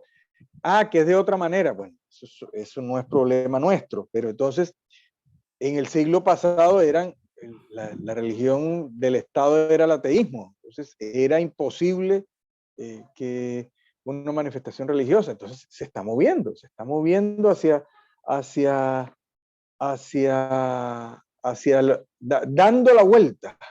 dando la vuelta, en este caso hacia el oeste.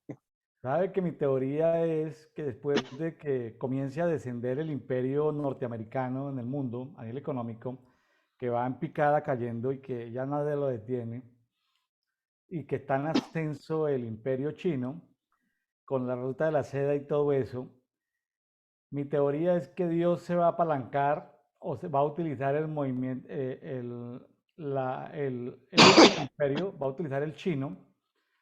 Y cuando los chinos, como los chinos no tienen un Dios como tal, sino es su propia fuerza, cuando ese país de más de 1.000 millones de habitantes, pero donde solamente hay como 100 millones que pertenecen al Partido Comunista Chino, una vez el partido, vea mi teoría, una vez que el Partido Comunista Chino reciba a Jesucristo, China invadirá con el evangelio todo el mundo. Ya lo tiene invadido desde el punto de vista económico. Mi Sí, teoría sí, es que sí. los chinos van a evangelizar hasta el último de la tierra. Sí, no tiene nada de raro. Todos esos países musulmanes del sureste asiático, pues va a llegar un momento que los evangelistas chinos, eso va a ser una explosión. ¿Cómo va a ser? ¿Cómo va a ser? Ahí hay un reto para ¿cómo va a ser y cuándo va a ser eh, ese banderazo primero para la intercesión cumpliendo ese pasaje de hablarle a la esclava y al hijo? Un pasaje muy poco conocido, muy poco predicado. ¿Y cuándo va a ser? ¿Cómo va a ser? Ahí hay un misterio. Ahí hay un misterio. O sea, Claro que sí. así como le hablaban a Jezabel en el antiguo, en el Apocalipsis, ahí le hablan a Agar. Y a Agar le hablan de sumisión. Ahora hay unos débiles movimientos de las mujeres en Irán tratando de quitarse el velo y esta cosa. Hay una puerta que tiene que abrirse ahí. Lo que está hablando Pablo aquí. Hay una puerta que tiene que abrirse. ¿Cuándo se abre la puerta? ¿Cómo se abre la puerta? Muy bien. Qué interesante Seguimos. todo esto. La intercesión misionera. Sí, señor. Bueno, y dice en el 4, vea qué interesante. Y dice en el 4, para que lo dé a conocer como me conviene hablar. Pero es que hay una conveniencia de cómo presentar el Evangelio. ¿Cómo dirá en la Septuaginta? A ver, un momentico.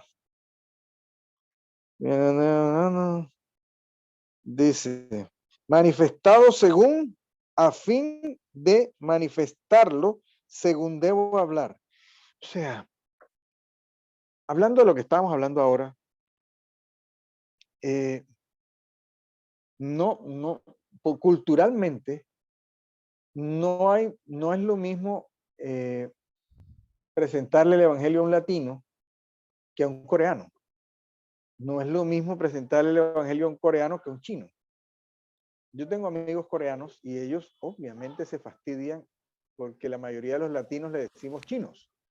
Entonces eso es como a un colombiano que le dijeran, no, es que usted es brasileño, porque es que en Sudamérica Brasil es más grande, entonces, pero ustedes también juegan fútbol, entonces ustedes colombianos son brasileños. Entonces a los coreanos les fastidia muchísimo que les digan chinos. Entonces, como lo ven asiáticos y esta cosa, no es lo mismo presentarle el evangelio a un chino que a un indio. Y no es lo mismo presentarle a un indio que a un musulmán. Entonces dice, Ya le doy un cómo corto voy a testimonio, presentarme? Ismael. Dígame. Pare bola, le cuento un testimonio cortico de un misionero de Medellín en las montañas del Cauca en Colombia. Decía la tribu en la que él estaba, indios paeses, de la bota caucana. Le decían los indios, Expliquémosle a la audiencia fuera de Colombia que ese es una parte de Colombia que tiene un predominio sectorizado indígena, aunque tiene una amplia población negra, pero hay sectores del Cauca que son indígenas. él predicando en esa zona, ¿cómo le parece que le decía el jefe de la tribu? Claro, como ellos iban con una metodología evangelística, no de poder, sino de palabras, que las 4 leyes espirituales, Mm. ahí ya iban mal, porque iban con un evangelio de palabra y no iban con un evangelio de poder. Bueno, ellos también, pues también hay testimonios de poder, de sanidades, milagros, también hay testimonios de poder, pero esas agencias misioneras a veces se casan con metodologías. Entonces decía el jefe de la tribu o del resguardo indígena, decía, pero yo, ¿por qué Jesús murió por mí si Jesús no me conoce? Jesús, si no me conoce, no podía morir por mí.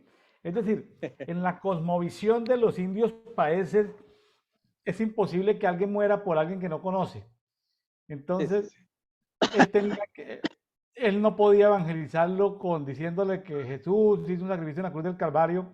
En su cosmovisión no existe esa posibilidad de que alguien muera por otro que no conoce. Entonces, él tenía que llegar a sanar un enfermo. Él tenía que evangelizar de otra manera, haciendo que lloviera para que los cultivos no se les dañaran.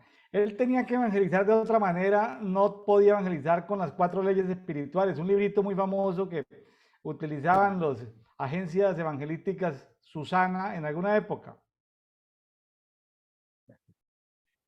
Así es. Entonces, aquí dice, oren por mí para que lo dé a conocer como me conviene hablar. Pablo está pidiendo oración.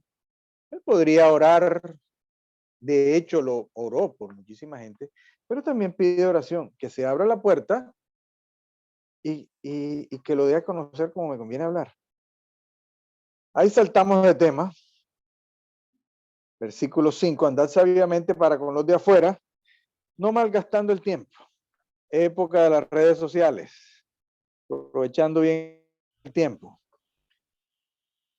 Vuestra palabra siempre sea siempre sazonada con gracia, sazonada con sal, siempre con gracia, sazonada con sal, para saber cómo conviene responder a cada uno. Tiempos complejos.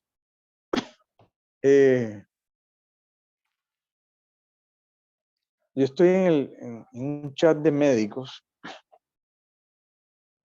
y hay una doctora, es médico general, pero es muy exitosa. Pero yo a veces publico cosas. En el chat los médicos me ponen especialistas de renombre y médicos generales también. Me ponen a averiguar que si hay cosas que salen en internet, si son verdad o mentira. Entonces yo busco y yo sé que ella me aprecia, pero cuando saco a la luz cosas que son, que son mentiras,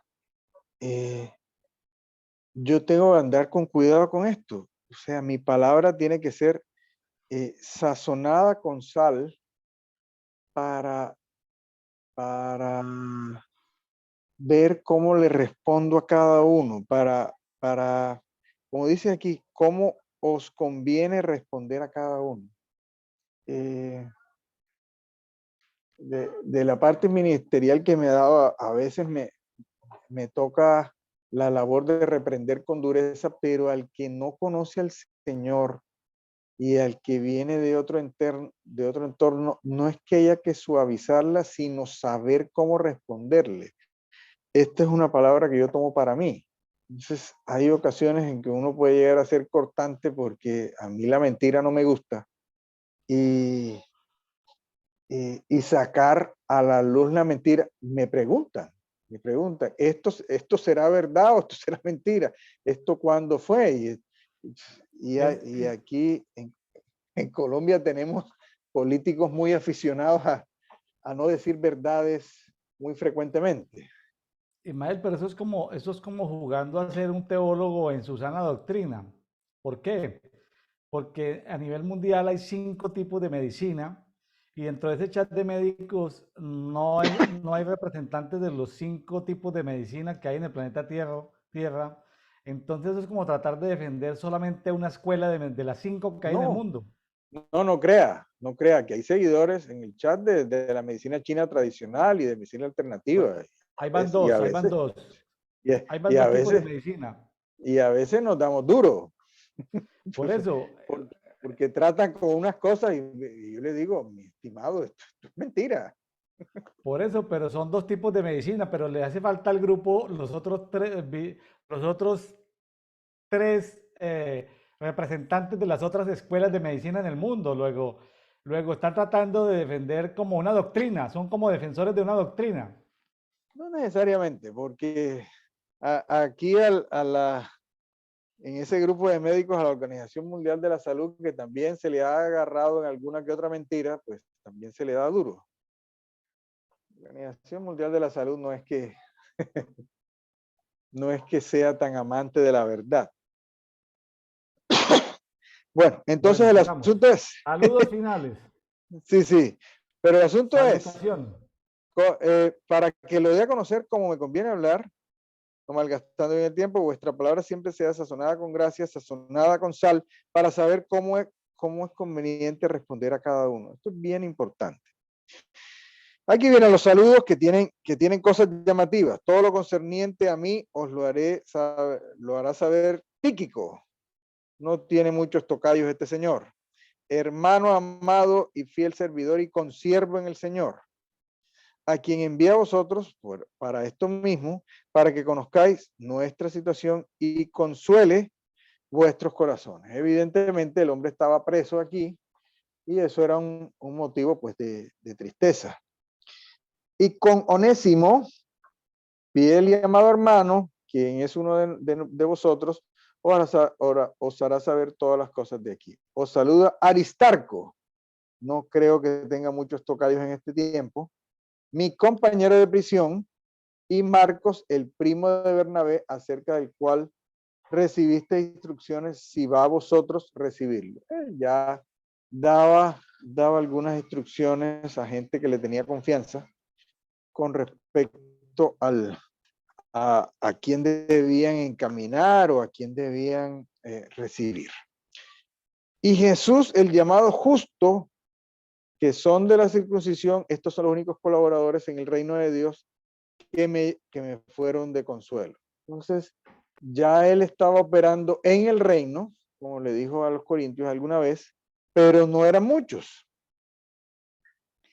Sigue diciendo el 12, os saluda Epafras, quien es uno de vosotros, esclavo de Cristo, y quien se esfuerza siempre por vosotros en las oraciones, para que estéis firmes, perfectos. Vea, y aquí menciona nuevamente la palabra perfecto, en alguna ocasión anterior lo menciona, y dice, y totalmente decididos a cumplir toda la voluntad de Dios.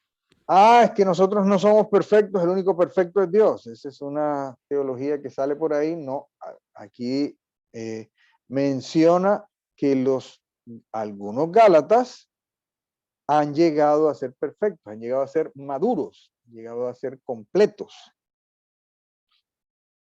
Seguimos, versículo 13. Porque doy testimonio de él, de que tiene mucha preocupación por vosotros y a los que están en la Odisea y por los que están en Hierápolis. Os saluda Lucas, el médico amado, y Demas. Saluda a los hermanos que están en la Odisea, a Ninfa y a la iglesia que está en la casa de ella. Y cuando esta epístola haya sido leída en presencia de vosotros, haced también que sea leída en la iglesia de los laodicenses y que a vosotros también leáis la de la Odisea. parece que hay una carta perdida, la carta a los laodicenses, porque alcancé a leer que hay una carta apócrifa, que es la que circula por allí en internet, de los laodicenses. No aparece la carta de Pablo a los laodicenses.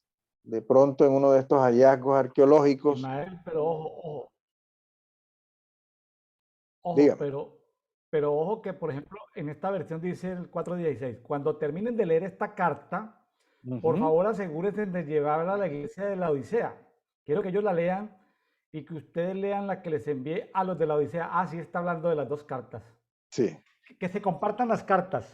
Sí. Es decir, que la carta que iba para para los colosenses se la lean a los de la Odisea y la carta que iba para los de la Odisea se la lean a los colosenses, o sea que sí está perdida la carta a la iglesia de la Odisea. Estaba perdida, sí. La referencia que tengo es que hay una Sí, carta que está perdida. correcto. Y hay una carta apócrifa que circula por allí.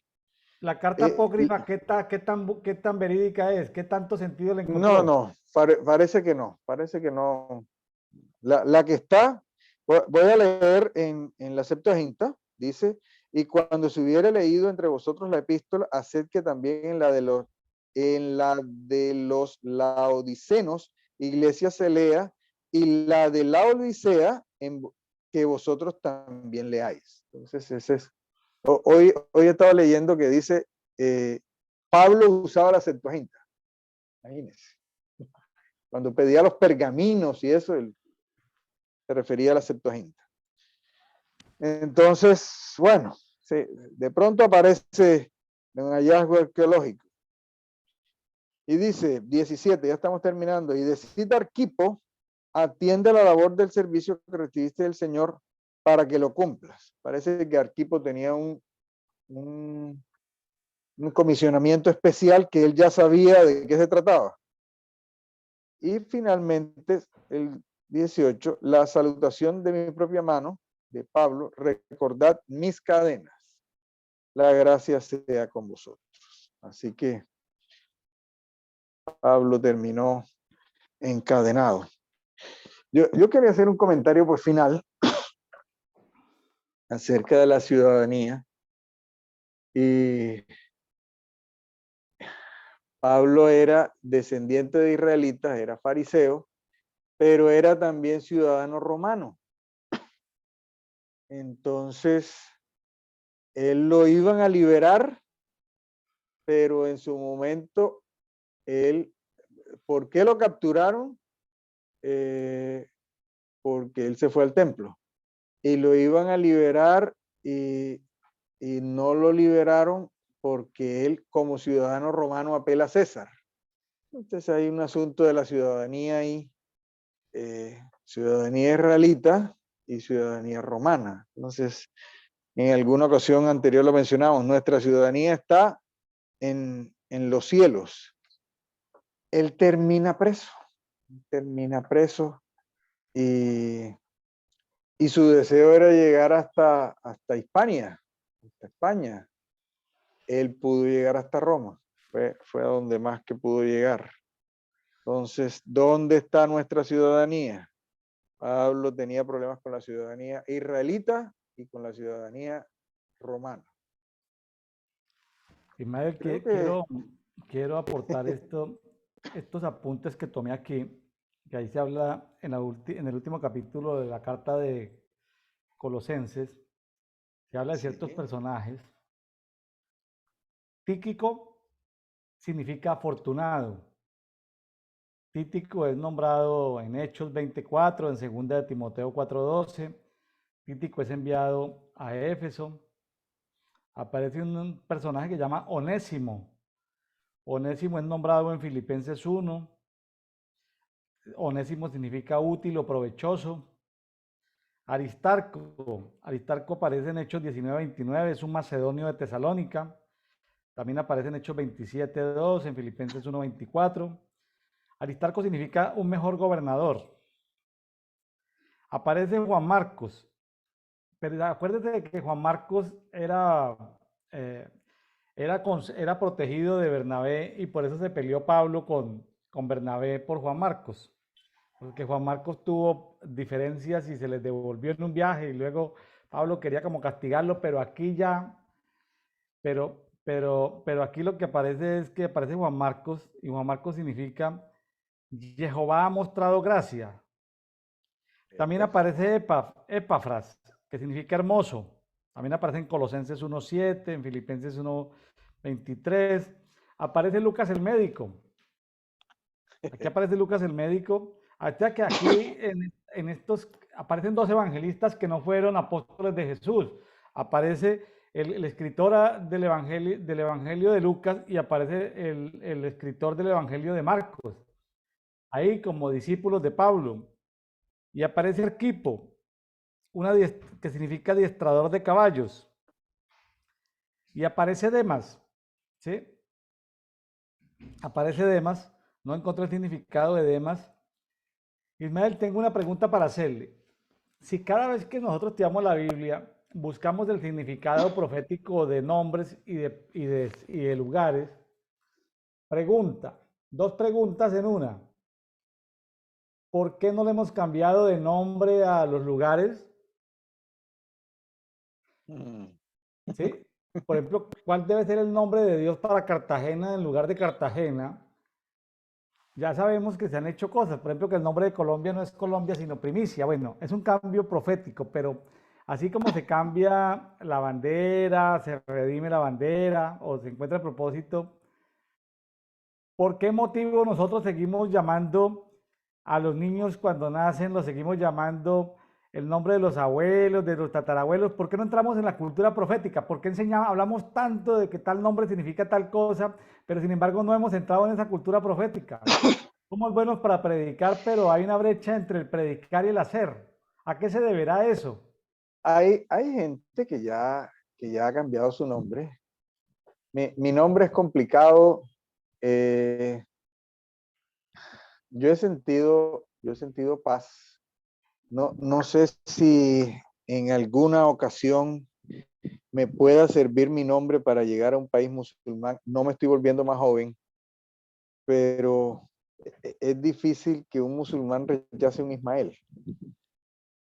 Eh, Aquí tenemos una carga muy violenta, muy profunda. Imagínense que Cartagena es Cartago Nova y Cartago viene de Cartago, que viene de los fenicios, que eran los pueblos del mar, los filisteos, imagínense. Entonces viene del rey de Tiro.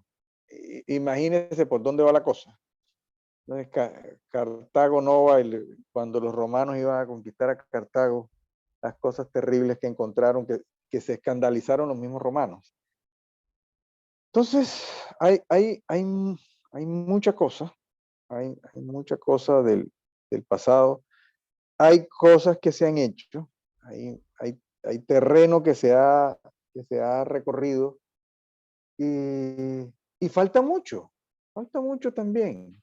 En los últimos 50 años hemos avanzado, usted se acuerda cómo de pronto le estábamos hablando a gente joven, pero también le estamos hablando a gente mayor. Cosas que se hacían hace 50 años y uno dice, ay, no teníamos la suficiente luz para ver las cosas. Hemos avanzado y vamos a seguir avanzando. Vea, aquí encontramos que el Señor me abra puertas, que el Señor que me muestre cómo debo hablar. Pablo pidiendo oración. Entonces, hasta ahí puedo llegar. No Hemos solamente, avanzado y nos falta avanzar.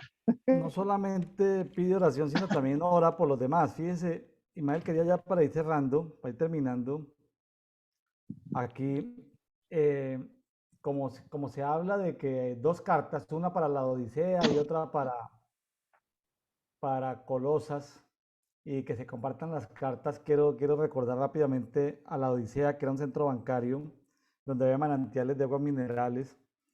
Pero fíjese que él se presenta como el amén, el testigo fiel, el verdadero, fiel y verdadero, el principio de la creación de Dios. Y hoy hablamos de la creación, allá en Isaías.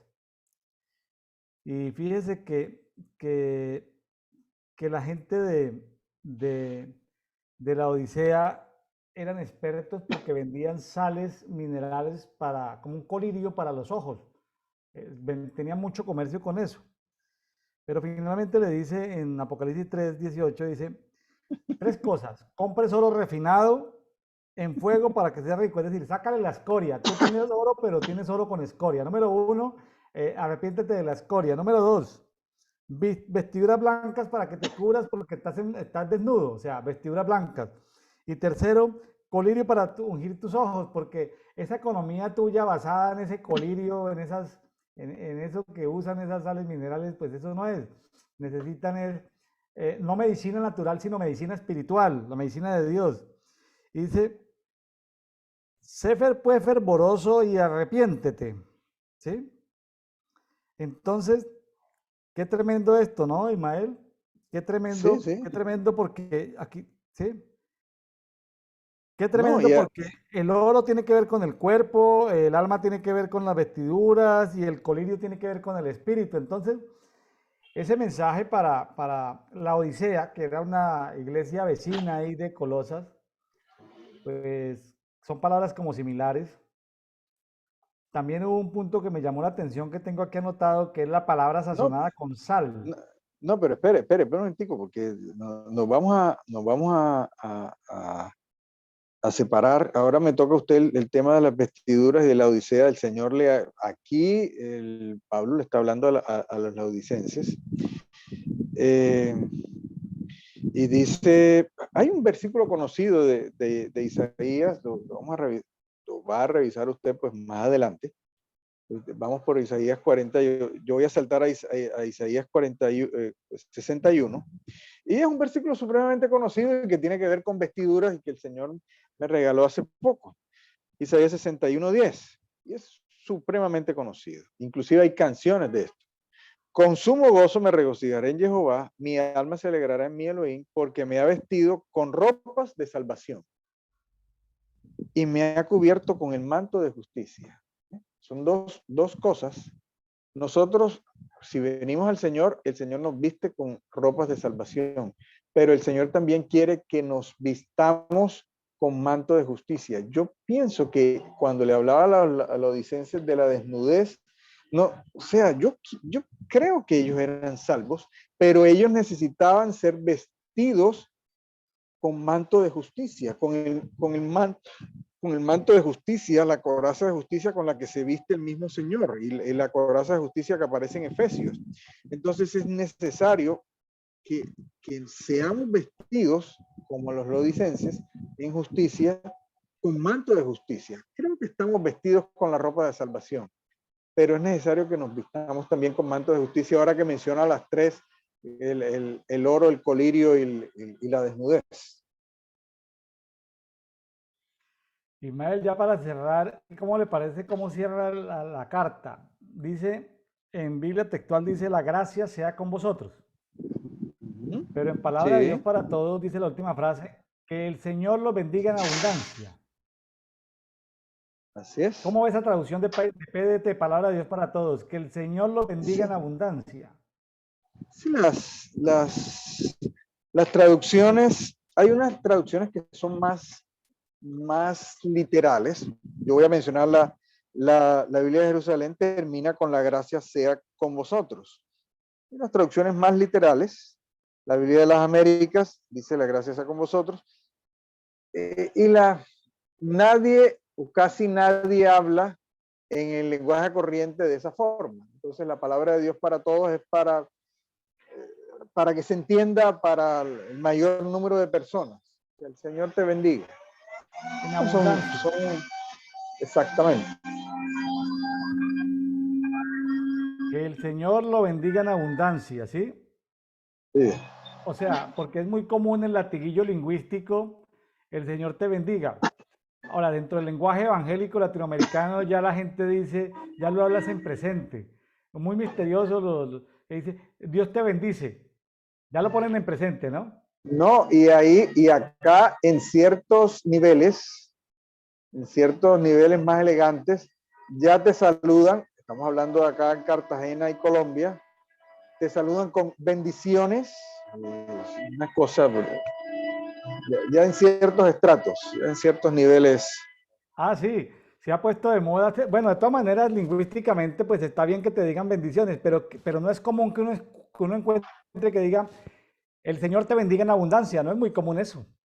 Sí, sí. No, hay otros Señor te que bendiga entonces, en abundancia. sí, sí. Colosenses 4:18, parte B. El Señor te bendiga en abundancia, Ismael.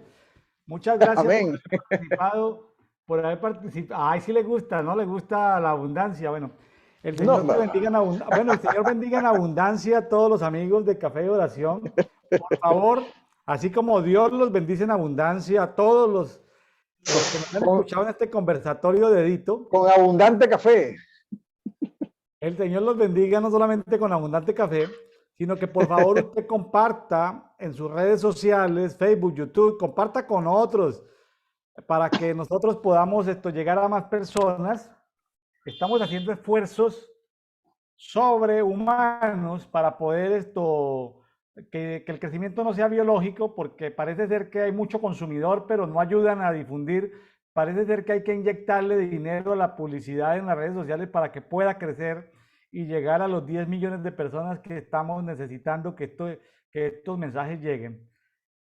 Entonces, que el Señor los bendiga en abundancia y que el Señor bendiga el movimiento Café y Oración, lo bendiga en abundancia también, para que podamos llegar a más personas, a más hogares. No es un movimiento de iglesia, es un movimiento de cuerpo. La gente de iglesia es muy complicada, el cuerpo es funcional. Las iglesias tienen dogmas, tienen procedimientos, tienen estructuras organizativas, son gente complicada. Claro, Dios permite que funcionen las iglesias ciudad y las iglesias en casa, pero este es un movimiento de cuerpo. El que tiene oídos para oír, oiga lo que estoy diciendo. Este es un movimiento de cuerpo.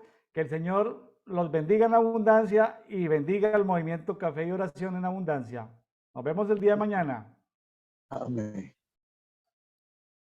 Saludes, Ismael. Sí, señor. Bendiciones, ingeniero William.